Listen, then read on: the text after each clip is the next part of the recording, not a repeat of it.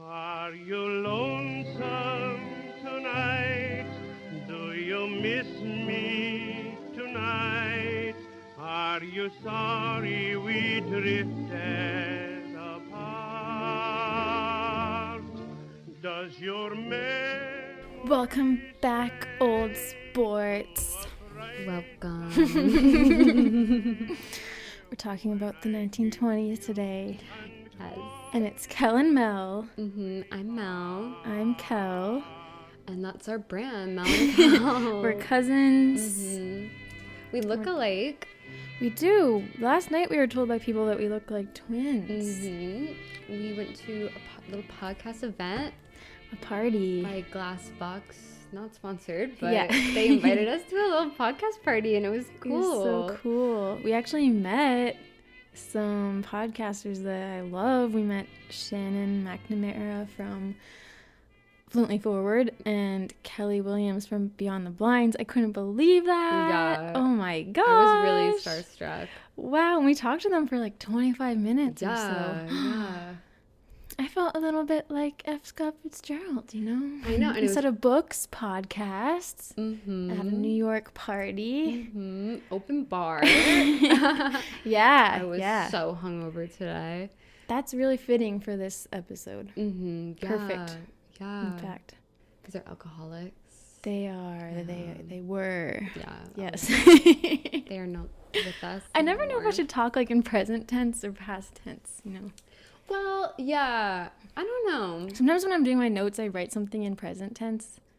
And I'm like, wait a sec. That's like Yeah. 100 years ago. Well, so I've been, because my dog passed away a couple weeks ago, but I've been seeing this grief counselor. And she was saying to me that it's really important when you're talking about your lost loved ones to still use the present tense as much as possible. And I guess like these aren't like our loved ones, so it doesn't really matter. But like you don't want to say like, oh, I loved my grandmother or something, because like you still love your grandmother. That's So true. You say like, I love my grandmother. Like you don't want to say like, oh, she was an amazing person, because like even though she's not physically alive, she still exists in some way. That's nice. So I feel like when you're like describing people, permanent characteristics of someone, to still use the present tense. But like, yeah, it's okay. I feel like maybe we don't need to like memorialize like alcoholism. Like, that can maybe be in the past. Hey, there is more to them than that, though. Yeah. But- No, but like we don't have to say like they are alcoholics still. Like, okay, let's let that rest. Oh. Yeah, so today we are talking about F. Scott Fitzgerald and Zelda Fitzgerald. But her maiden name was Sayre, so Zelda Sayre.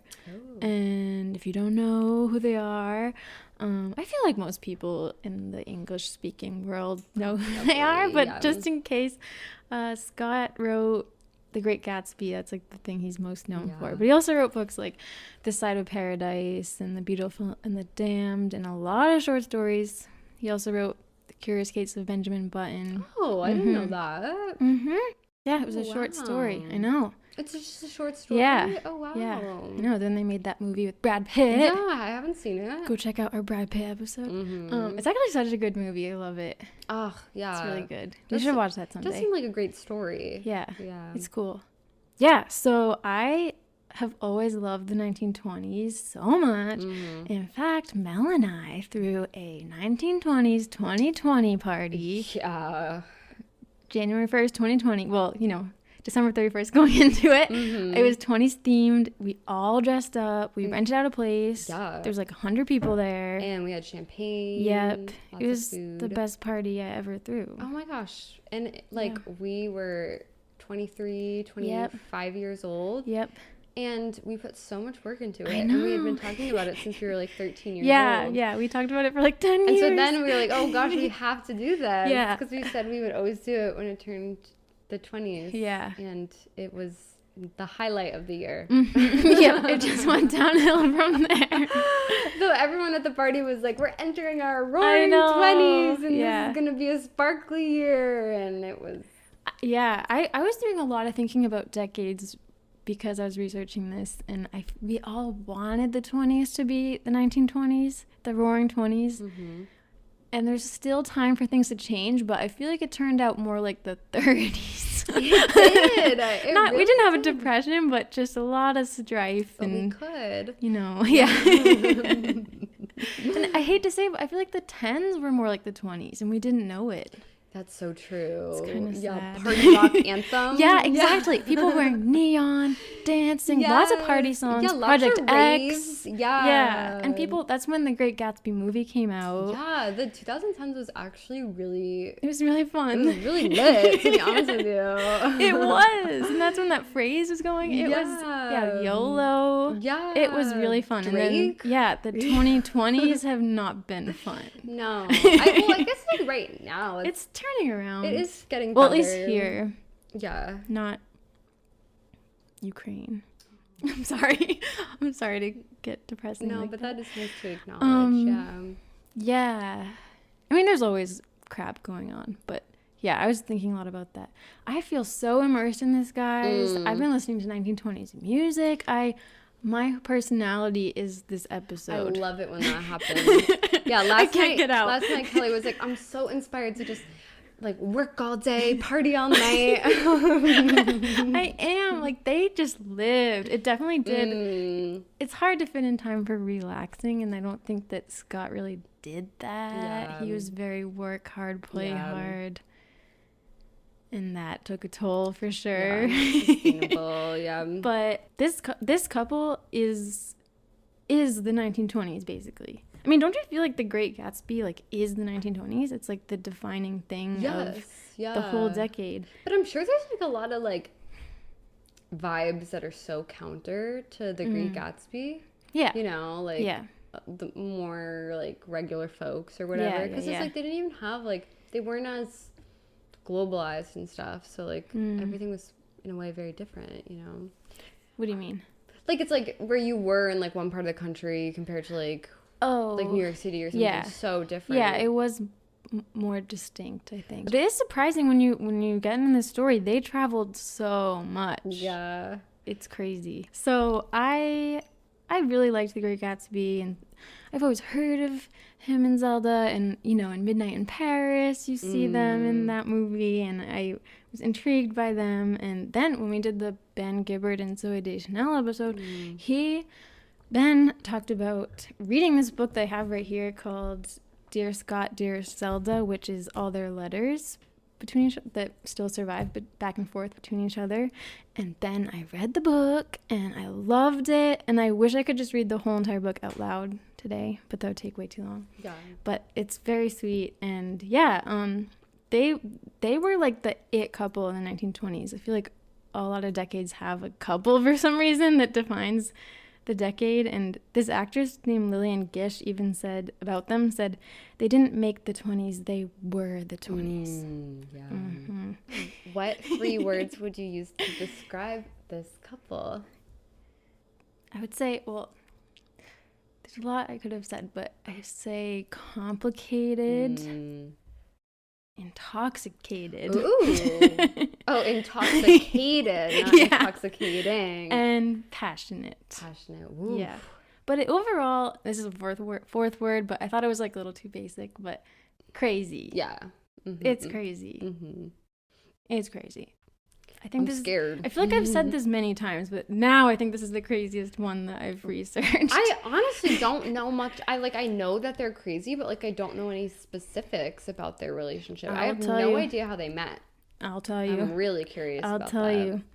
I actually used 4 books for this. Wow. And yeah, I got super into it. Because I got a library card and I was like, oh my God, there's so many books about them. And I just went overboard. I read one, it's called Flappers by Judith Mackerel. I only used the Zelda chapters. It was actually about 6 different Flapper girls. Yeah. I only did the Zelda chapters. The Gatsby Affair by Kendall Taylor. Ooh. Dear Scott, Dear Zelda, as I mentioned, which is edited by Jackson R. Breyer and Kathy W. Barks. And then I read a little bit, I just kind of skimmed this one called Paradise Lost by David S. Brown, which is about Scott. Because I felt like there was kind of lacking Scott in some of the books I read. Weirdly. He just goes by Scott?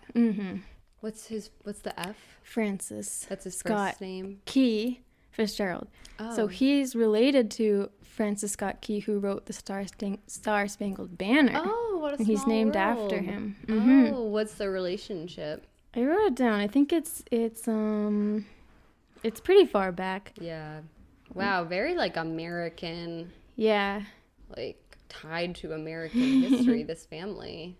On his father's side, it went back probably like his great uncle or something.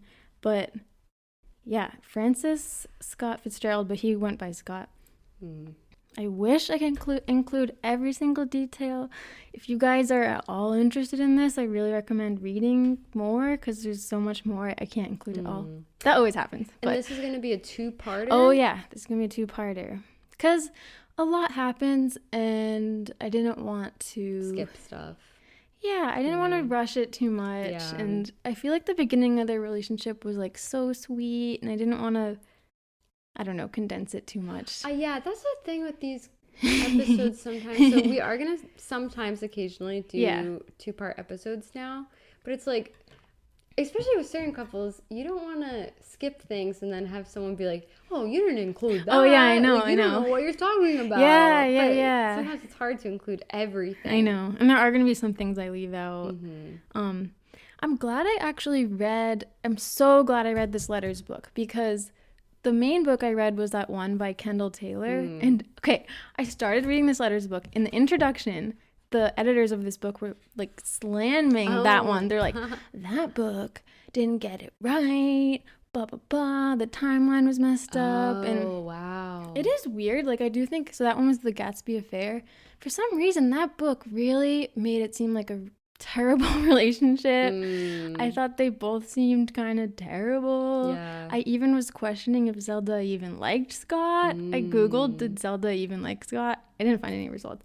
But yeah, the book really was like definitely on Zelda's side. Yeah. Which is fine, but I think it made it look like they didn't even love each other. Yeah. But then when you read this book and you read all their letters, like they clearly loved each other. So I was like, what the heck? Why?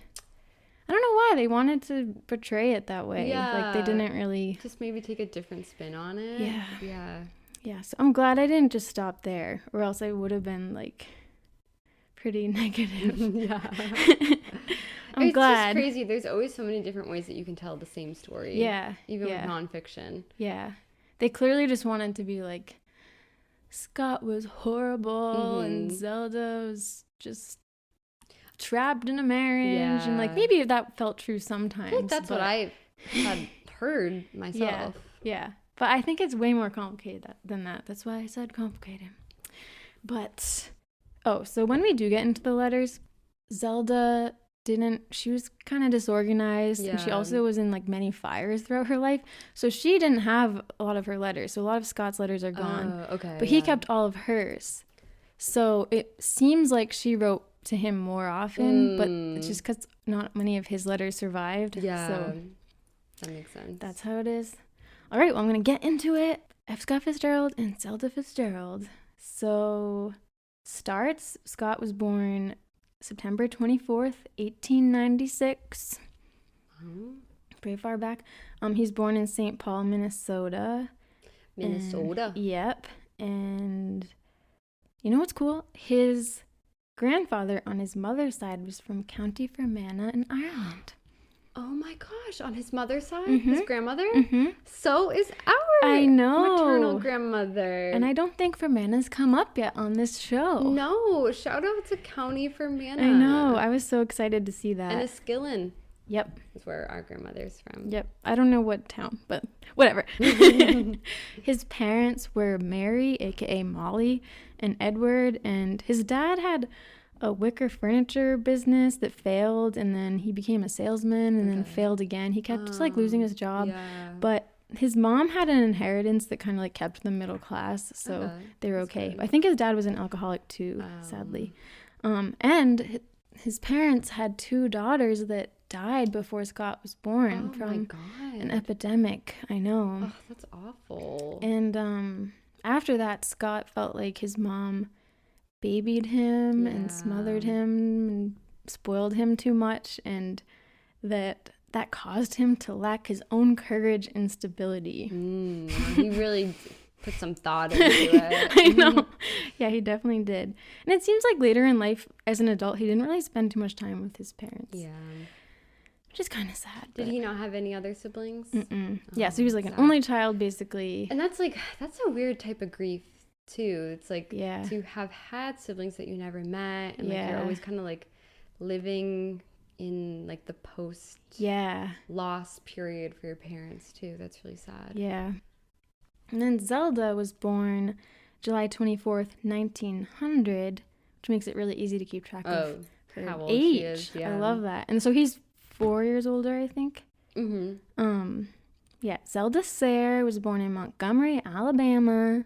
Her father was the Associate Justice of the Alabama Supreme Court. Oh, wow. And her mother, Minnie Macon, she had 5 siblings. Older sister. She did have a brother that died at 18 months old and another brother, and she was the youngest kid, the baby. Oh, wow. So both babies. Yep. But she had a lot of older siblings. Mm-hmm. The Sayres were Southern aristocracy, basically. They were like prominent families, and her dad, he was a justice, and he was pretty much a white supremacist. As a judge, he depraved black people and poor white people from voting. But bad. I know. That's really bad. But luckily, Zelda didn't seem to agree with him. Good. And she enjoyed defying him and called him Old Dick because his middle name was Dickerson. Yeah. Good. She was always trying to do the opposite of her dad. Yeah. I know. I was like, okay. Yeah. Okay, back to Scott. He grew up Catholic, and he even considered becoming a priest at one point. Oh, wow. Very I know. Different. Mm-hmm. he attended Newman, a Catholic boarding school in New Jersey, but his grades were not that impressive. And he was already smoking and drinking at age 15. Wow. And he became very easily intoxicated, even by one drink. Oh, yeah, that's me. I was drunk yesterday off of nothing. Oh, we had 2 drinks. No, but before then, I had that's true. Fruity smoothie. Oh, and yeah. I felt drunk. Sugar. That's cool. That's cool. Although his grades weren't that great, and he was always late to class, he really wanted to go to Princeton. And I guess he met with the Board of Appeals and dressed impeccably and was very charming, and somehow he got into Princeton. Oh my God. I know. That's what would happen in a TV show. I know. He was very confident that he was going to be a good writer, and he was. Yeah. He ended up kind of losing his confidence like later in life, but I feel like when he was young, he was like, I'm going to be a great novelist. Wow. I know. Yeah. And he did it. Yeah. Oh my God. If you believe it, you can achieve it. Yeah, so he got into Princeton. He became a student at Princeton in 1913. He wrote for the literary magazine. He got super into literature. And then in 1915, he fell in love for the first time with Minerva King, a 16-year-old Chicago debutante. She introduced him to the world of the wealthy, which I feel like he stayed fascinated with for like forever. Kind of like he's Dan Humphrey and she's Serena or something. Yeah. But then his relationship with her ended a year later, and I know this isn't related, but I thought it was so sad that he asked her for his letters back, and she hadn't kept any of them. And apparently he had saved all of her letters and also had typed them and bound them in a 300-page document. Oh, yeah, you know what? That's sad. Like, that's life, though. Like, you always expect everyone to have the same heart as you, and then they don't, and you're disappointed. That also seems like something I would have done. I would have done that, too. Like, make a book of her letters. Oh, I know. And she's like, my letters? Yeah, I don't keep them. I toss those away. Yeah. So sad. Yeah, so I feel like he's a big romantic. He was struggling at Princeton, though, and he left. America was entering World War I, so he enlisted in the infantry and became a second lieutenant, and he reported to Fort Leavenworth, Kansas. And that's when he started working on his first novel, This Side of Paradise. And he was often writing while he was supposed to be paying attention to lessons about trench warfare. So then he's transferred to like different camps, I guess, to prepare to go to war. And then he was transferred to Camp Sheridan near Montgomery, Alabama. And that's how he met Zelda, because she was in Montgomery, Alabama. Wow. And it's so interesting because that's the same in Great Gatsby. Like, Gatsby was stationed, I think Daisy lived in Louisville, Kentucky, but it was like a similar thing. And there was like all these boys in town because they were at the camp. So they first met July 18th at Montgomery Country Club dance. Scott had pulled strings to get in since he wasn't a member. And I guess everyone at the club was watching Zelda perform Dance of the Hours, some kind of dance. And Scott wrote how that night she glistened in the evening, comparing her to angels in Italian paintings. Okay, so Zelda was very well known in town. She was like the town flirt. Yeah. She was the it girl in Montgomery. Like, I don't know if you had someone like this in your town, but like a girl that dated a lot of guys and everybody wanted her and she was kind of scandalous and running around town, and that was Zelda. What year is this again? This is 1918 at this so point. she's 18 years old. Yeah, she's 18. He's 22. Yep. She was very flirty, outgoing, rambunctious, doing crazy stunts.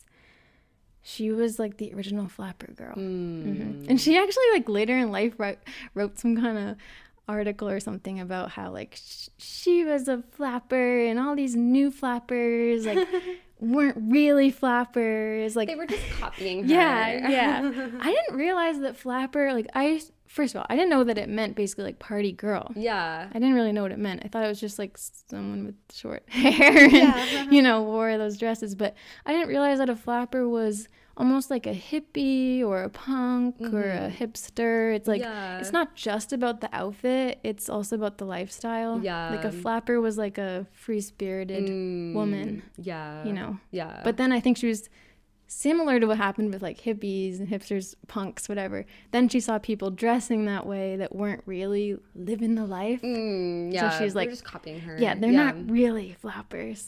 I thought that was funny. But she was known for saying shocking things. She liked to be really provocative. She had a very, very thick Southern accent, too. She was wild. She climbed out of bedroom windows and kissed lots of boys. She was indifferent to anyone's opinion. Oh, that sounds so fun. Mel, you can be like that if you want to. Like it's too late. Like, it's like that's, we're kind of too old. 26. Like, why am I climbing out of a window? I know. It's all about like being rebellious. But her senior year of high school, she was already showing signs of depression. And that Kendall Taylor, am I getting that right? Kendall Taylor. I don't remember what it is. That book speculated that she had been raped as a teenager. There isn't, I don't think there's like concrete evidence, but she did write later in life. She wrote some books. Like she wrote this novel, Caesar's Things. It's based on her life, and it seems very much about her life, and there's a whole part in that seems like implies, it doesn't get into graphic details or anything, but implies that the main character was raped. So really sad. I don't know if that has anything to do with that, but maybe. Anyway, so back to the dance where they met. After the dance ended, Scott walked over to her and introduced himself, and they started dancing. But everyone was trying to dance with her and kept cutting in. So to get her alone, Scott suggested a midnight date. But Zelda said she laughed and said she never made late dates with fast workers. I don't really know what that means. But she apparently often had multiple dates in one night because she was in such high demand. Oh, wow. I know. I could not handle that. I know. And he tried to get her phone number, but when he tried to make plans with her, she was booked for weeks. So he organized an 18th birthday party for her to get her attention. It's pretty extreme. So, okay, at this time, Scott was 5'7". Oh, wow. Short Yeah. candy. Now I'm going to... This is when I talk about what they look like. He was 5'7". He had a very elegant face, hair parted down the middle. He was very 1920s hair. He's very good looking. He's very good looking and intelligent and dressed well, but he didn't have money. I wrote Gatsby. And then he tried to look the part. She was 5'5", almost eye level with Scott, but people said she appeared taller. I guess because she was just really confident. She was voted the prettiest and the most energetic girl with the most kissable mouth by her Ooh. classmates. I'm like, what kind of Most kissable mouth. what kind of superlative is that? It's I like a whole know. sentence. She had honey gold hair and gray-green eyes. Ooh. And I think they were both really good looking. And guys, this applies to all the historic couples we do. I never really noticed this or knew this until like this year, that if you're looking at a picture of a historic person and you think like, oh, they look so old-fashioned or they look so weird, Yeah. look at their face and try to picture them with modern hair. Yeah. And you will see what they, in air quotes, really look like. Yeah, that's Because so it's so true. weird, like hair, we really attribute with a certain time period. Kind of freaks me out because I'm like, oh my God, someday people are going to look at us now Mm-hmm. and see however we're styling ourselves and be like, whoa, they look so old. Yeah. You know? That's the thing, like, with the Golden Girls. Oh, yeah. Like, they're the same age as the ladies. I think they're actually younger than the ladies on Sex and the City. Yeah. Like, in just like that. And so people have put, like, the Sex and the City hair on the Golden Yeah. Girls hair. And it's crazy because Yeah. it's, like, our concepts, or even, like, I think they're the same age as, like, Jennifer Aniston or something. Yeah. Like, But that hair at the time was cool. Like, yeah. it's just because people usually keep the same hair forever. Exactly. So, like, people keep their 80s hair. Yeah, so it's like, to we're now. like, that's old Yeah. lady hair Yeah. because they kept it. Or even like Yeah. our grandparents, like the clothes that they wore Yeah. that we think of as old people clothes, like that, those were young Yeah, people that was clothes, hip. Yeah. which is crazy because it's like our. Oh, that's the door. I don't know who's ringing the door right now. Yeah. So I do think they are very pretty people, Yeah. but it is funny. When is the middle part gonna come back? I wonder know, for for men. Yeah. Okay, so the war actually ended before Scott ever got sent to the front. Which is, Nice. yeah, Good. Good for him, but he Yeah. actually always felt kind of ashamed about it. Yeah. I Survivor's get it. guilt, Yeah, he probably felt bad. So Scott had this ledger he wrote in that I think is kind of like one line a day, like Cute. which Mel and I have both done, where he just wrote in it, I think like every day, just short updates about his life. And on September 7th, which is actually like a bit later than the dance, but he wrote that he fell in love with Zelda. Oh, wow. But then February 1919, Scott left for NYC, where he rented a room on Claremont Avenue and started working on his novel and writing advertising copy. So he'd like during the day work at this advertising company, and then at night he was working on his novel. Yeah. Pretty much all day. And him and Zelda wrote many, many letters to each other, and they became unofficially engaged. Oh. So they were like talking about getting married, but I don't think there was like a ring. Wow, I'm Yeah. surprised that like she had dated so many people that like what about him really I know. swept her off her feet.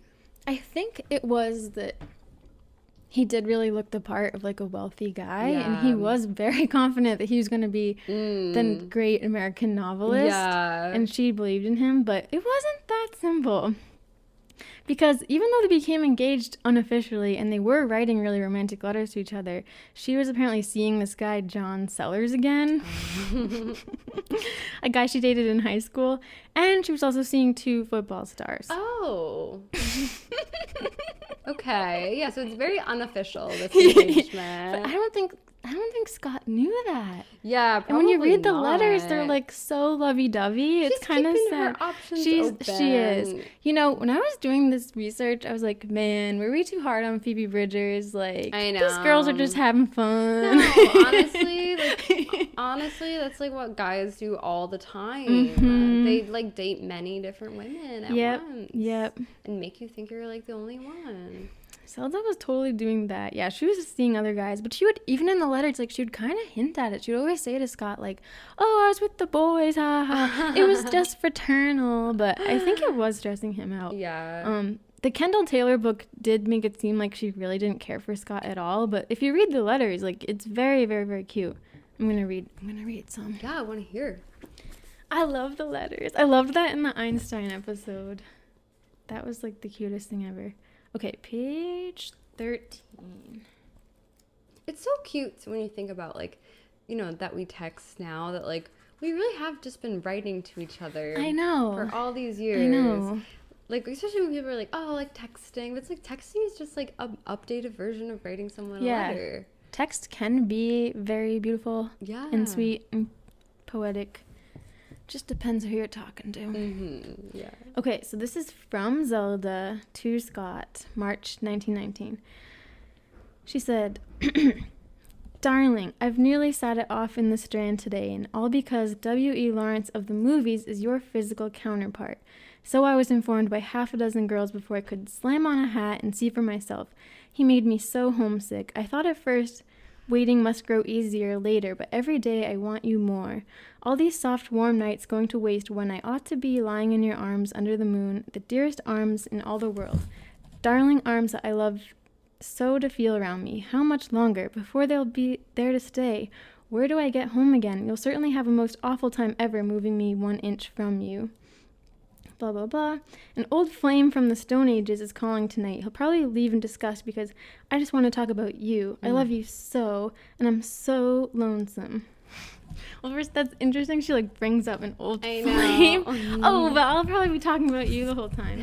And then she says, Oh, lover, lover, you are mine, and before long, I'll be coming to you because you are my darling husband, and I am your wife. Whoa. I know. That's very serious. I know. You would think. But it's is this how she's talking to everybody? I don't know if I can really trust her. Maybe. I know. Well, yep. Okay, then I think maybe a week or two later, there was another cute one. She said, Sweetheart, please, please don't be so depressed. We'll be married soon, and then these lonesome nights will be forever over. And until we are, I am loving every tiny minute of the day and night. Maybe you won't understand this, but sometimes when I miss you most, it's hardest to write, and you can always know when I make myself. Just the ache of it all. I can't tell you. If we were together, you'd feel how strong it is. You're so sweet when you're melancholy. I love your sad tenderness. When I've hurt you, that's one of the reasons I could never be sorry for our quarrels. And they bothered you so. Those dear, dear little fusses when when I always tried so hard to make you kiss and forget. Scott, there's nothing in all the world I want but you and your precious love. All those material things are nothing. I just hate to live a sordid, colorful existence because you'd soon love me less, and I'd want to do anything to keep your heart for my own. I don't want to live. I want to love first and live incidentally. Why don't you feel that? I'm waiting. I'll come to you, lover, when you're ready. Don't ever think of the things you can't give me. You've trusted me with the dearest heart of all, and it's so damn much more than anybody else in all the world has ever had. That's funny. I when I miss you most, I can't write you. I know. I don't know if I believe that. That's a good way to be when I'm not giving you any attention, it's because I really like you. I know. She, in one letter, said something about, it's hard to write. She was basically saying, it's hard to do this. It's hard to do long distance. It's hard to be always writing about what I'm up to. And I thought it was funny because I feel like people still say that today, with texting or whatever. I can't. Some people love, it's never really been much of a problem for me, but I know, I have some friends that don't enjoy, updating someone about their life or whatever. Yeah. She said something like that. She's a sneaky little one. Oh, I'm going to read a little thing from Scott, too. Oh, yeah, it would be nice to hear that. Let's hear from him. Wait, I need some wine. He must have written something kind of melancholy or whatever for her to be I'm sad that you're, don't be so depressed or something. Yeah, he must have. It's funny, she said she loves his melancholy. I know, I love to make you sad because I love when you're in a sad mood because I love to comfort you. Kind of a red flag. Yeah. Okay, so this is March 24th, 1919, and she put it in her scrapbook, actually. Oh, nice. It's very short. He wrote, Darling, I'm sending this just the way it came. I hope it fits, and I wish I was there to put it on. I love you so much, much, much that it just hurts every minute I'm without you. Do write every day because I love your letters so. Goodbye, my own wife. What did he send her? An engagement ring. He sent an engagement ring in the mail?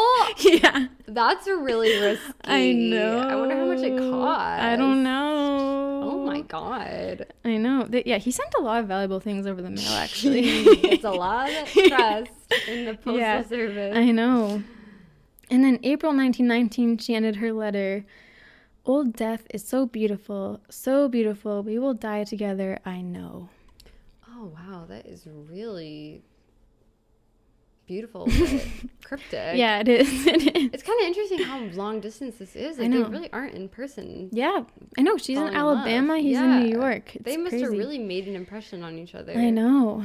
Yeah. They say a lot of things like, sweetheart, sweetheart, I love you so, you know, a lot of stuff like that. Did they do phone calls with each other too? They did, and they also did telegrams sometimes, just short things. A lot of him being like, I'm sending this in the mail, or like, I don't know. Yeah. I think they did talk on the phone occasionally, but mostly letters. Spring 1919, Scott visited Montgomery in April, May, and June. So he went back and forth three times. I know. Zelda was still hanging out with a lot of boys and mentioned them a lot in her letters to Scott. And she was apparently, I don't know when she said this. She might have said this later in life, because I think at this time she was still kind of like pretending to be a virgin. But she said that she could sleep with others and it wouldn't affect her or make her unfaithful to him. And also said that she had kissed thousands of men and intended to kiss thousands more. Oh, that's her. I don't know. Like, I don't think that she gets to decide that makes her faithful or not faithful. That's funny, though. Scott liked her being universally admired, but it made him jealous, too. Yeah, it seems like he likes a challenge. Yeah, he loved that for sure. He liked her independence, but he was always a lot more, like, conservative in a way. Like, he wasn't a very sexual guy, I guess. Oh, okay, yeah. Yeah. I mean, yeah, like I feel like we're talking about this poor man, but yeah, he obviously had sex, but he wasn't like slutty. Yeah, he wasn't like, and he wasn't as showy about things. Like, I don't know. Yeah, he wasn't promiscuous. Yeah. Yeah. And like, remember, he almost became a priest. Yeah, so he was like, I might be okay living without sex. Yeah. When he visited her, they would go to the movies and amusement arcade and strolls in the moonlight. And apparently they carved their names into a doorpost, and Scott did his name much larger than hers. Yeah, so like right at this point, I'm getting the vibe that he like cares more. Yeah, that's what I'm picking up. He didn't really have any money, and he couldn't compare to the wealthier men that were pursuing her, so he was feeling really threatened by that, and he kept insisting that he was going to become a successful novelist. May 1919, I thought it was funny, she wrote to him that Mrs. Francesca, I don't know who that is, but got a message from the Ouija board that her and Scott were soulmates. Oh. I didn't know people did the Ouija board back then. That's cute. I know. But a month later, that pesky Zelda, she accidentally sent Scott a letter that was meant for another guy. No. And what did she say? Apparently, so I guess a guy gave her a pin or something. I think he was an athlete, and you know, it was a thing people did, like, wear my pin. And I think she was declining it, but she was being really flirty and sweet and stuff in it. That must be tough to see. Yeah, and Scott was very upset. He told her not to write to him again. But Zelda did write to him and said that she was sorry. So then Scott made a frantic trip to Montgomery to repair the relationship and begged her to marry him, but she refused. What? And ended the engagement. What? But she's sorry. I guess, yeah, but she doesn't want to be held back. I know. Yeah. It's almost like she maybe didn't really mean it when she's like, I'm sorry. I know. I feel like she just like wanted to keep him like in her orbit. Yeah, totally. Mm-hmm. Keep him hanging on. It's crazy though that book, the Kendall Taylor book, left this whole thing out. Yeah, that they really left it out. It really makes her seem like the upper hand here. I know. They just said that she ended the engagement. They didn't explain any of this. That's crazy. I know. Have you guys ever sent like a romantic or flirty text to the wrong person? Like do you have two love interests at once? That's crazy. Have you? No, I haven't. I know, I'm making like a guilty face. Yeah. I just can't imagine. I feel like I would die. I didn't, but I've received one that was meant for the wrong really? person. Mm-hmm. Did I know that? I don't think so. This was my sophomore year. Guy who I was very... Wait, last month you received something? My sophomore year. Oh, why did I think you said last month? No. Oh. I said sophomore year. Oh. A guy who I was talking to had really strong feelings for, and like he liked me, but like we were just friends, and he just sent me a text that was like, "You're so cute." Oh my god. And then like I was like, "Oh my god." And then 5 minutes later he was like, "Oh, I'm so sorry, that was for someone else." That's insane. I think I cried. Oh. Yeah, that is bad. Mm-hmm. You gotta keep that straight if you're gonna be doing that. Yeah. Scott told his friend Edmund, went by the nickname Bunny, which is in the book Secret History. I feel like she must have gotten it from that. I don't know. Maybe that is a common nickname for Edmund. But anyway, his friend Bunny Wilson. Why? Said, Why would Bunny be a nickname for Edmund? I don't know.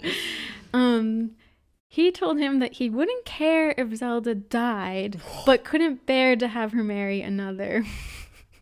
Scott said that? Yeah. That's pretty bad. I know. But you know what, though? Like, I've heard that's a thing, like, because with death, there's not a rejection. And he felt very rejected by her. I bet he didn't mean it. Yeah. I mean, yeah, it is really That's horrible. But he wrote to another friend, "No personality as strong as Zelda's could go without getting criticism. I've always known that any girl who gets stewed in public," meaning like drunk, "who frankly enjoys and tells shocking stories, who smokes constantly and makes the remarks that she has kissed thousands of men and intends to kiss thousands more, cannot be considered beyond reproach. But I fell in love with her courage, her sincerity, and her flaming self-respect. I love her, and that's the beginning and end of everything." Aww. I've heard that quote before. "You're still a Catholic, but Zelda's the only god I have left now." Very intense. Like Twilight level intense. It is. You are my life. Yeah. Yeah, Scott was working on his novel all the time, and then he quit his job, so this is August 1919, to move back to his parents' house in St. Paul to complete his novel, which is This Side of Paradise. And in the novel, he weaves a lot of Zelda's letters and her diary pages, I guess, that she let him read. He puts like a lot of Zelda into the book. September 1919, This Side of Paradise was accepted by Scribner's, and then him and Zelda became engaged again. Oh, because he had a book deal. I know. Yeah. I mean, I don't know. I guess at this time period, women really did kind of rely on their husband's money. But it does kind of upset me that she seemingly only got back together with him once he got money. It reminds me of Gatsby. He's fine with that, it seems. He's fine. Yeah, he's fine with it. He wanted that. I feel like part of the reason he even worked this hard was to like get Zelda. Yeah, he knew the reality of the situation. It's so interesting though, because in The Great Gatsby, it's like he must have this sense of an awareness that like Zelda is only with him for superficial reasons in a way, or not only with him, but that she's much more infatuated with that than. Yeah. It's so interesting because I remember way later in their life in some letter, he expressed like some frustration about the fact that like the men have to do the work and she just gets his money, even though she felt trapped by the situation too. Like she wanted to be free. Like I think she would have liked to do her own thing, but it's interesting that in a way the kind of I know it sounds so cliche, but like patriarchal system, like he felt kind of trapped in it too. Like he had to like, at this point it's all like fun and good, but like later in life they have a lot of money troubles and he's like trying to work his butt off to make money and he's like, you just use my money. I could see the patriarchal system sucking for men too, because it's like, ugh, you have to work. I don't want to do You have to work. Like that sucks. Yeah. Like, and all he was really good at was writing. I mean, I was always thinking like, okay, you could get a job at like a store or something. Yeah. Scott, but yeah. but whatever. Yeah, so This Side of Paradise is published and it's an overnight bestseller. And it was apparently like of its time, the first to portray like a complex modern heroine. And because it so accurately depicted the way young people behave, people thought of Scott as kind of an expert on dating and flappers. And he was asked to lecture about flappers, and Oh wow. he had a lot of young women fans. It's I know he was a really good writer, but it seems like very lucky that it became a success. Like I know. just being a good writer doesn't mean that something will be Yeah. widely known about. So that's cool. I know. I think that it is pretty admirable that he was able to write about the time like while it was happening. I think that's really hard. Yeah. Because I like to write too, and I never really feel inclined to talk about like right now. Yeah. You know what I mean? You have to have like a sense of like removal from it to be able to know like what is so special about it. Yeah, totally. And he also had a story in the Saturday Evening Post published called Head and Shoulders. And then he sold movie rights to it to MGM. So he all of a sudden got like a bunch of money. Yeah. And to celebrate, he went to Cartier and bought a platinum and diamond watch, had it engraved from Scott to Zelda, and mailed it to her. Oh my gosh. And it was like $600 or something, which is insane for back then. Yeah. I mean, that's a lot of money now. Yeah, for a watch. Yeah. Yeah, that was probably like worth thousands of dollars In the today. mail. I guess I don't trust the mail. Wait, why is Zelda not living with him though? What is she's still in Montgomery. Oh, okay. Yeah. What's keeping her there if they're engaged? Well, kind of just taking that next step, I guess. I don't think they could like live together until they were actually married. Oh, okay, and I don't think he had like actually asked her dad for permission yet or anything. Yeah. He took 2 trips to Montgomery to see her, and apparently they resumed their sexual relations. Oh, how do we know that? Maybe from his ledger? I don't know. I guess her period... I feel so creepy knowing this. I'm sorry, Zelda and Scott in the grave. Apparently her period was late, and he sent her some abortion pills, but she refused to take them. Oh my god. But she must not have been pregnant because nothing happened. Yeah. Zelda's family didn't approve of Scott for her, and her mom would actually always give her newspaper clippings about failed writers and stuff. They didn't want her to be with him, but after his book showed up in a bookstore in Montgomery, 2 days later their engagement was announced in the paper, and Zelda traveled up to New York to be with him. And I guess the news shocked a lot of people in town, and 2 guys thought they were going to marry Zelda. So I bet. Oh my god. They were like, "What? I thought I was going to marry." I know. That suck. I know. Yeah. See, like we think Scott's like the main character in this story. We're like, yeah, "Oh, good for him." Somebody else is like, that's like kind of traumatizing. I know. At this point in her life, Zelda was pretty proud to say she didn't really have any ambitions. She just wanted to have fun, and she was kind of happy to just assume Scott's identity in a way. Like she was just happy to be his wife. She was a smart girl, but like she didn't really have any goals or anything. Yeah, sometimes goals are exhausting. I know. January 17th, 1920. This is when Prohibition started. Oh yes. So now alcohol was illegal and everyone was underage.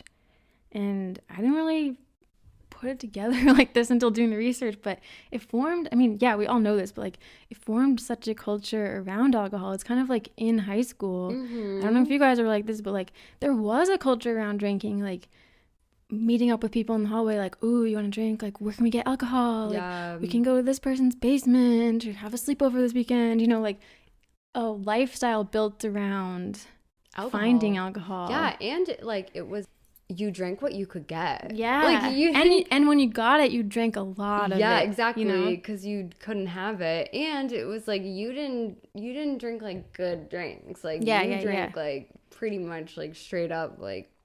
Yep. I don't know. And it was the same for Prohibition era, because people were drinking bootleg liquor that people made in their bathtubs or whatever, and a lot of it tasted really badly. And that's actually why people started getting really creative with cocktails to like cover up the taste. Oh, wow. Which is cool.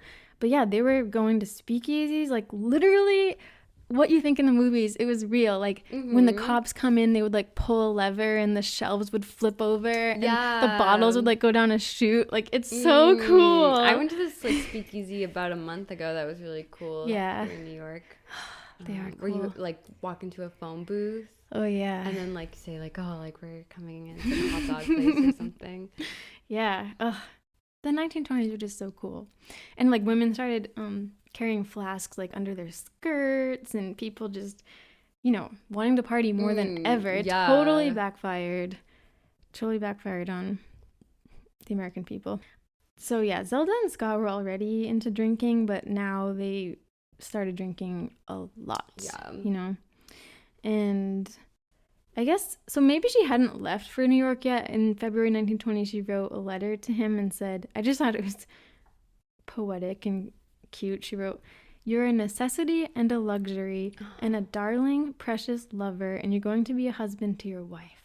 Oh, that's cute. So then April 3rd, 1920, they finally got married in St. Patrick's Cathedral. Oh, wow. We went there, Mel, in New York. Wow, that's like, did they have to pay for that? That's crazy. I don't know. But it was actually very small. Only like her sisters and his friends were there. Oh, wow. And her sisters actually felt like Scott didn't do a good job planning it. They didn't have like a luncheon after or anything. And I guess they always resented him for that.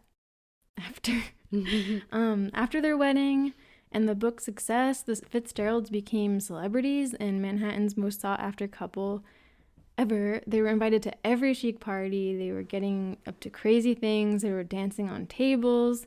One time Scott rode on a taxi's roof while Zelda was perched on the hood.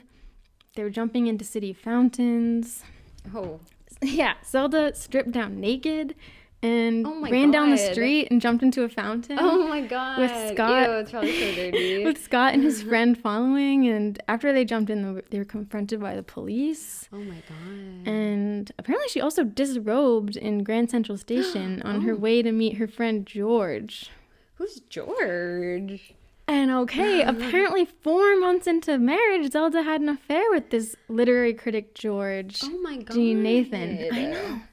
What the fuck? Well, why did she strip down in the Central Station? I don't know. The confidence. They didn't have cameras. Oh my god. They didn't have security cameras. Yeah. They were so famous, like such an it couple, that there was a tabloid writer at Hearst that was assigned to cover just Scott and Zelda. Wow. So, it's Prohibition. People are partying more than ever. They were drinking pretty much every day. I mean, he was still writing every day too, but I guess like then at night he'd be drinking. And her favorite cocktail, I kind of want to make this next time, was called the Orange Blossom. It's just basically sweetened orange juice and gin. Ooh. She drank orange blossoms like every day. So then, they're having fun in Manhattan, but then they went to Westport, Long Island that summer, so Scott could like focus more on his writing and get away from all the partying. But the partying kind of followed them. People just came to their house. Zelda was apparently openly flirting with that guy George, and to get back at her, Scott flirted with several other women. Yeah, wow.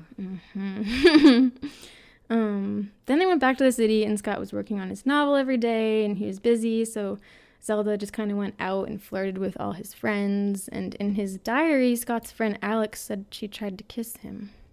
Oh, no. I know. I don't know, like... I don't think they had an understanding. No. You know what I mean? Yeah. Like, I don't think he was okay with it, but in a way he knew. And I think he used it like as inspiration for his books. Yeah. But I feel like he likes the challenge of it. Yeah. But I would imagine it's hard for her if she like always had just so much attention from guys like left and right her whole life to then be married. It's like, how do you turn that off? Yeah. Yeah. I know. So his book that came out, This Side of Paradise, they were actually offered to play the main characters in the movie version. Wow. But Scott decided no because he thought it might damage his writing career and confuse readers, which I get. Yeah, why would he be an actor? I know, I don't think he was an actor. Yeah. And Zelda was very disappointed and thought it was an opportunity being snatched away from her. Oh, yeah. I could see that leading to trouble. Yeah. Then August 1920, just for context, women finally get the right to vote. Oh, nice. So, yeah, that wasn't a thing yet. March 1921, Zelda actually became pregnant 10 months into their marriage. Oh, wow. Definitely with his child? Yeah, I think so. Okay. Yeah. I don't know if she was like actually sleeping with anyone or if she was just kissing guys. I don't know. But yeah, it's definitely their child. They then, at this point, traveled to England, France, and Italy. Oh, wow. And I learned at this time that I didn't know this, that people would leave their address with American Express so people could locate each other abroad. I didn't know that. I don't know if it was like an international phone book type of thing. Oh, wow. Interesting. Yeah, never heard of that. No. So that's cool. But then, yeah, they went to Europe, but then came back, and then they went to St. Paul, where he's from. And on October 26th, their daughter, Frances Scott Key Fitzgerald, is born. Frances, like the girl version, Frances with an E, you know? Yeah. But she basically has the same exact name as Scott. Frances Scott Key Fitzgerald, and her nickname is Scotty. Oh, cute. I.E. Yeah. And crazy enough, this was the first time Zelda met Scott's parents. Oh, when they went there. Wow. She was pregnant. I'm surprised they didn't go to the I know, yeah. wedding. They didn't go to the wedding. When Zelda was in labor for a long time, I guess, and Scott said that he would kill himself if she died. Very Twilight. Yeah, very Twilight. When Scotty was born, I guess Zelda was still really loopy because she had like anesthesia. She said, I hope it's beautiful and a beautiful little fool. Oh, so that's... And he used that in Great Gatsby. Ah, interesting. Yep. So then November to June 1922, that's 7 months, they rented a house and lived in St. Paul. And not that long after Scotty was born, like a couple months later, she became pregnant again. Wow. But she didn't feel ready to have another baby. So she took abortion pills. Wow. And Scott wrote in his ledger, his son went down the toilet of the XXX hotel after Dr. X pills. Oh, wow. Mm-hmm. I didn't know that those pills were, like, accessible back then. I know, apparently. Yeah, so it seems like he was kind of ashamed about it. Like, he censored it in his own private diary. Kind of sad, but I don't know how they felt about it. March 1922, Scott's second novel, The Beautiful and the Damned, was published. And in the first edition, he wrote in it, he dedicated it to Zelda. He said, "For my darling wife, my dearest, sweetest Baboo, without whose love and aid neither this book or any other would ever have been possible, from me, who loves her more every day with a heart full of worship for her lovely self, Scott." And I guess that like first copy, he put a lock of her hair in a blue ribbon and was pressed inside the cover, and I guess it's still there to this day. Wow. Mm-hmm. Once again, they were asked to play the main characters in a movie version, but Scott declined. And once again, that very much upset Zelda. And when they went to see the movie, she was pissed and said loudly in the theater that it was like criticizing the performance. And Scott also said he thought it was the worst movie he ever saw. I know. Yeah, not happy with the movie version. At first, Zelda had encouraged Scott to use her journals and things she said for inspiration in his writing, but now she was getting kind of sick of it. Didn't like that he was using so much of her for inspiration. That's sweet that he is, though. Yeah, I know. But I think this is when she starts to be like, I want to make things. I want to do things. Yeah. Like she didn't want to be doing nothing anymore. Yeah, you know? yeah. That's sad that she wanted to act in the films. And, I know. Yeah. But I don't even know if want to. Like, was she a good actor? Yeah. Like, I don't think that they necessarily would have been able to do that. Yeah.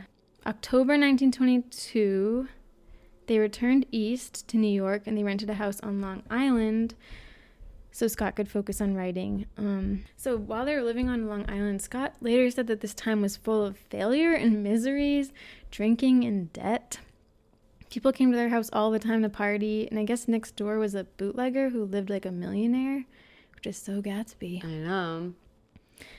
They were drinking a lot. I guess one night Scott spent $43 alone on alcohol, which is like $500 today. Oh my God. I know. And Zelda became so intoxicated one night that she drove their Rolls Royce off the pier into the Great Neck Bay, but luckily the tide was out. Okay. Jeez. Yeah, I know. They were not good at, I think like because of the success, like he had his first book and then the short story and then the movie rights, like they had a lot of money at first and they got used to spending it, and now they didn't have as much money, but were still kind of living lavishly when they didn't have that much money. So they were really just blowing all their money. And I guess Scott would get really obnoxious when he was drunk. One time he chewed a wad of $20 bills and started proclaiming, "I'm an alcoholic." Oh my God. I know. Ew, those bills are like, you don't know where those have been. I know.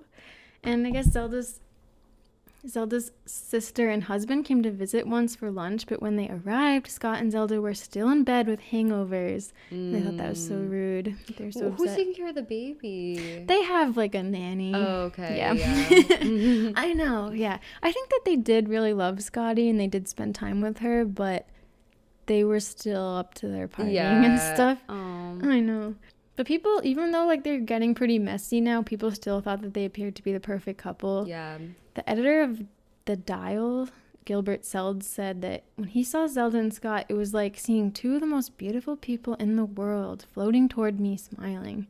And people said they saw them often locked in their own world, talking, drinking, kissing, sometimes falling asleep in each other's arms. Very cute. Zelda started writing short stories and having them published too, but was encouraged to put Scott's name on the byline for more money, and sometimes it was just Scott's name. Oh, that's awful. Which is pretty upsetting. Yeah, so it would be like Zelda and F. Scott Fitzgerald. Yeah, and then it makes it seem like he like helps her. Yeah, I know. Kind of sucked, but they were like, well, you'll make more money if it says F. Scott Fitzgerald. Yeah, exactly. That's sad.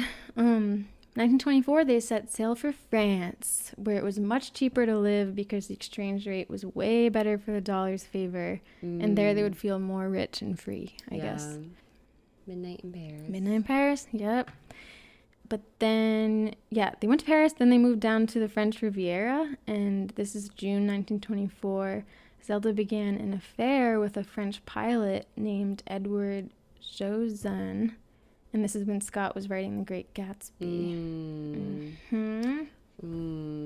So I could see for him, like, with The Great Gatsby, like, that really is, like, drawing on inspiration from his own relationship with her, like, feeling like he's just kind of not good enough. Yeah, true. I'm gonna pour a little more. Very in theme with the episode. Drinking. I cannot drink that much though. I'll get so hungover. Tonight or in general? In general, my body just like doesn't respond well.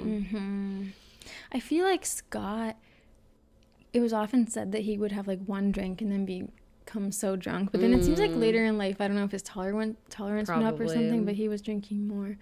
But yeah, it seems like he actually was one of those people that for some reason his body just like didn't process alcohol that much. I could drink like every single day and my tolerance would not go up. Really? Yeah. I do think when you get older it starts to not work. Go down, yeah. My bilirubin in my liver is always elevated. Your what? My bilirubin. I don't even know what that is. An enzyme in your liver. It's always, whenever I get like a blood workup at the doctor's, it's always elevated. Do they tell you that, or do you just like look at the... They tell me that. Wow. But they're like, oh, some people are just like that. But I'm like, is that why I don't really process alcohol that well? Because my liver is not that like... I don't even know what that does. I don't know. Sometimes if you're a doctor, we're so lucky to have you on this earth. I love you. Do we have a doctor? Thank you. Listening? I know, a doctor. Wow. Well, I think that they're just so busy. I get it. But sometimes I'm like, I feel like doctors are not concerned about things that are going on. I've told you this story before, though. Like my legs were going numb all the time, and no one was taking it seriously. Yeah. I kind of just had to look into it myself, and the lady at the health food store helped me. Oh my god. But I was like, okay, hello, my legs are like going completely numb. And that could be a sign of something really bad. And they're just like, oh, it's because there's so many patients. Yeah. That they're just like, they just want to like get you in and get you out of there. And then you like read your chart after and you're like, what? Why does it say like... Yeah. I don't know. I know. Something concerning. Like, oh, that happens. Yeah. Sometimes. Actually, Zelda was having, I didn't include it because I didn't think I had time, but she was having a lot of issues. I think she was having like abdominal pain. She was ill a lot when they were in Europe. I think she ended up getting like her appendix out or something, but I don't get how, it seems like it was going on for months though. Oh, really? I thought that was like an emergency. Yeah, it is an emergency situation. Yeah. I don't know. Yeah, so they're in the French Riviera. Scott is too busy to hang out with her. He's working on the Great Gatsby, and they started making all these friends. They were really good at making friends. They were making all these friends in France and hanging out with people. But she started having an affair with this French pilot named Edward. Eduard, so like the French spelling. And that book I read called The Gatsby Affair by Kendall Taylor was so focused on this affair. It was like, I do think it was a huge part of their lives, but she kind of made him be like a third character in the whole story. Oh, wow. And I skipped some of it because there would be like a whole chapter just about Edward and like his childhood. And I'm like, okay, this is not relevant. Yeah. But she really thought it was like a huge, huge deal in Zelda's life. How long did it last for? Only like about a month. Oh, that's not that long. Yeah, I know. And like even, you know, later in their life when they're older, the book would tell you like what Edward was up to. Yeah. Oh. Seems like she kind of, I mean, I do think it was a big deal in Zelda's life, but I'm sorry, Kendall Taylor, for listening, but I feel like she just kind of came up with like this thesis, like, Zelda was in love with him. It's impossible to know when you're talking about people's feelings. Yeah. But I don't know. Did they write letters to each other after it ended, or? Oh. They never spoke again. And did she like write in a journal about it? Like, there's no way to know that it was. Yeah, well, so Zelda wrote 2 novels, one called Save Me the Waltz and one called Caesar's Things. And I think both of them had, correct me if I'm wrong, people, but both of them had a part about having like an affair with a pilot. Okay. So it was obviously like a big deal in her life story. But yeah. During that summer, Scott was convinced that having sex would decrease his creativity. So he was practicing abstinence. Interesting. Which probably didn't fly over well with Zelda, who was clearly into sex. Yeah, I think she's got needs. I've heard of people doing stuff like that. Have you? Yeah, I have. Yeah. To concentrate. I feel like it would make you more distracted, though. I know. Some people think that they need to channel that energy, like into something else. Whatever. I think that would take a lot of self-control, though. I had a friend who believed that would affect his athletic abilities. I think I know who I'm talking about. Is it? No. Oh. He's not my friend. I don't get it. It was.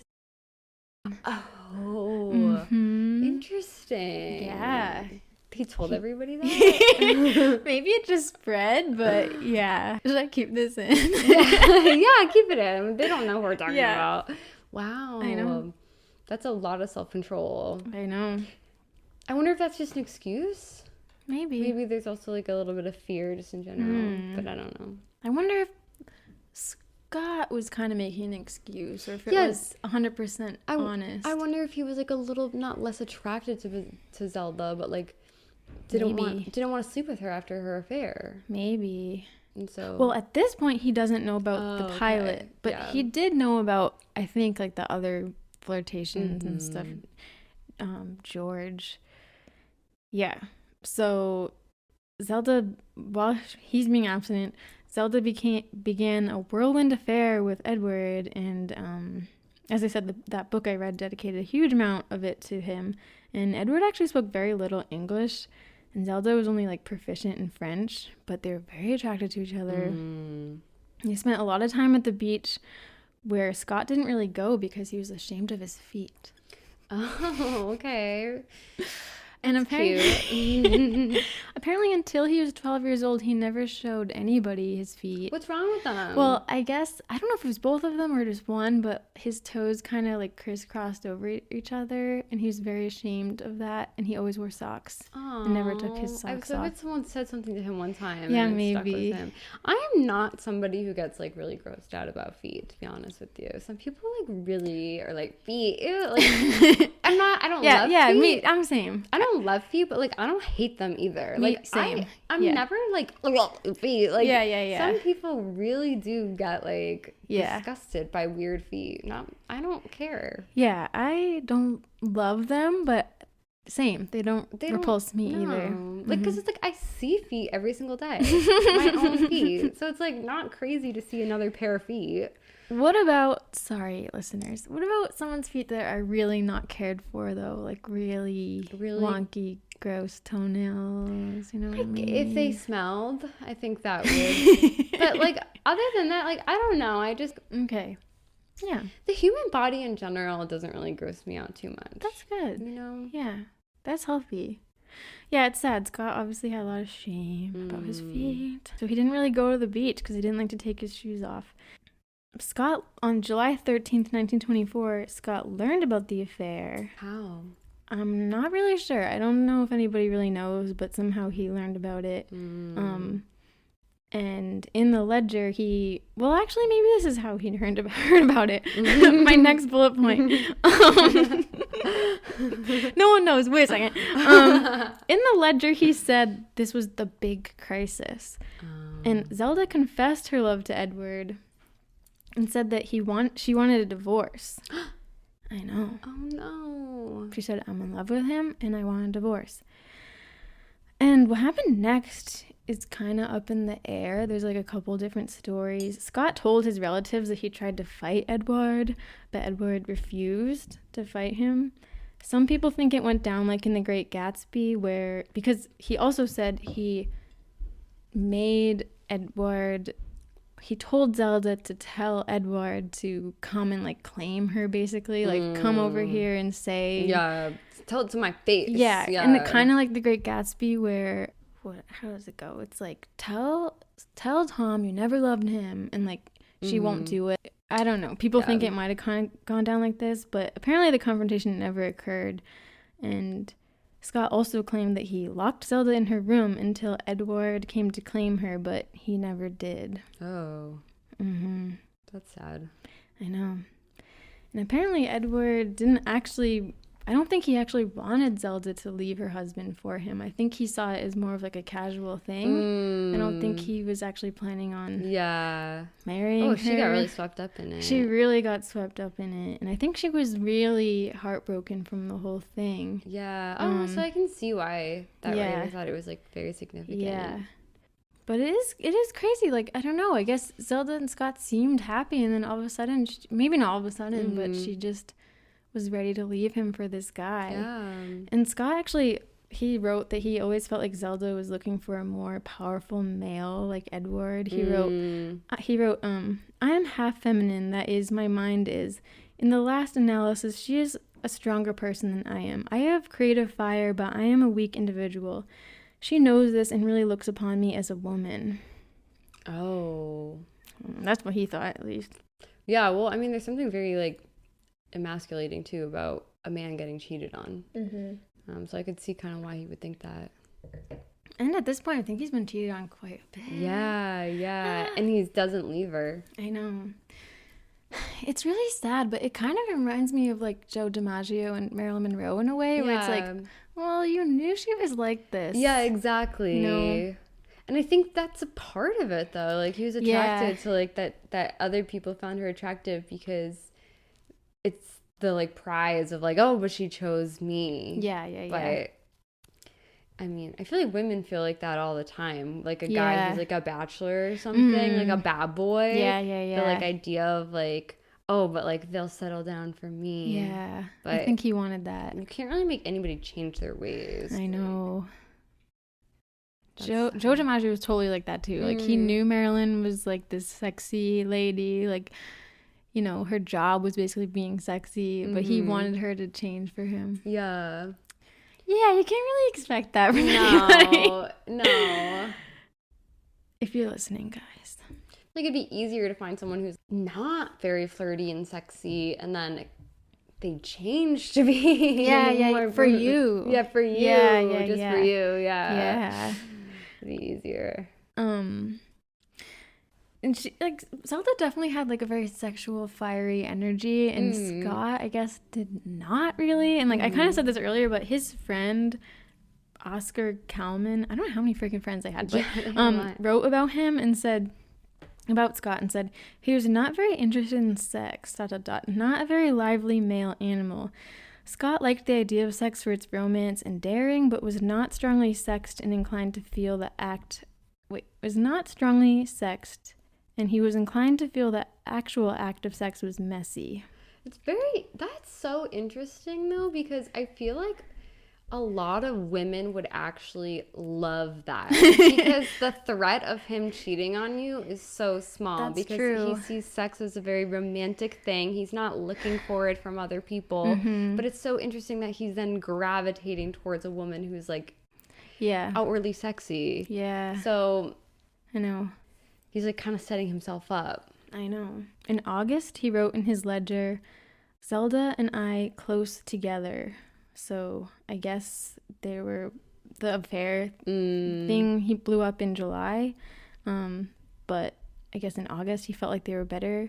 Nice. But then he wrote also about the affair. I knew something had happened that could never be repaired. And that's where I was going to end part 1, actually. Oh. I know. Can it be repaired? I don't know. Well, I do know, but and it's only 1924, but I felt like so much happened in the beginning of their relationship. Yeah. Ooh, that is a cliffhanger. Really? Yeah. Ooh. I don't know how it's gonna end. I honestly don't know the rest of their relationship. Like, do they live old together and like die as a married couple? I to be honest, truth be told, I do not know. I guess you'll find out. Is it tragic? Like, is it? Yeah. Okay. It is pretty tragic, but it's not completely dark and black and terrible. But yeah. Yeah, it doesn't seem like it's going in a good direction, to be honest with you. I know. Yeah. Yep. Wow. Well, yeah, I guess we can't really tease next week. Yeah, I think you guys know. Next week, yeah, on Patreon, we'll be continuing the story. Was there anything else we wanted to chat about before we sign off? I don't think so. Was there anything, like, extra? Last episode, I was saying that I wanted Lana and John Mayer to be together, but she's engaged now. Mm-hmm. And her song's in the Great Gatsby movie, so related. You didn't even know she was dating somebody? No one knew. Wow. Is this her second engagement? I think so, yeah. Yeah. I hope it works. Yeah, me too. So you never know. I mean, I want her to have a successful engagement and marriage and stuff. So I hope I was wrong. Yeah, poor John. Yeah. He'll find someone. That will trigger somebody. He'll find someone. Yeah, he'll find someone. I'll date him. John, are you I listening? would. I honestly, I am stupid. Oh, he's changed. Yeah, I don't know. I think so. He's kind of a Zelda type. He is. Well, honestly, he is. I do think he is a hopeless romantic, though, John Mayer. Yeah, I think so too. And like she clearly is romantic too. I mean, she wrote really sweet things. Yeah. I didn't read them all, obviously, but she wrote very, very, very lovely things to Scott. She would kind of sprinkle in some questionable things too, but yeah. Would you say that like attention was her currency in a sense? Like maybe her whole like adolescence, like getting attention from boys was something that like made her the most popular, powerful girl in town. Yeah. That's gotta be really hard as you get older and you're a married woman. Mm-hmm. And like, and you don't have a job. You're not allowed to act in these movies you want to act in. You don't get the credit for your writing. Yeah. So like, what else does she have? Exactly. You know? She's getting like power from her interactions with men. Yeah. I think she was starting to feel really restless. Yeah. And looking for some kind of outlet. Yeah. So. And like sometimes like just like guys can just be so entertaining. Like, if I'm really bored, I'm like, I just want like attention from a guy. Yeah. Their relationship definitely changes a lot in part 2, I would say. Oh. Well, I don't know. I feel like that went by pretty fast, actually. It did, yeah. I'm excited for the next episode. Thank you guys so much for listening. And we'll get back together next week. We'll see you then. Is your heart filled with pain? shall I come back again? Tell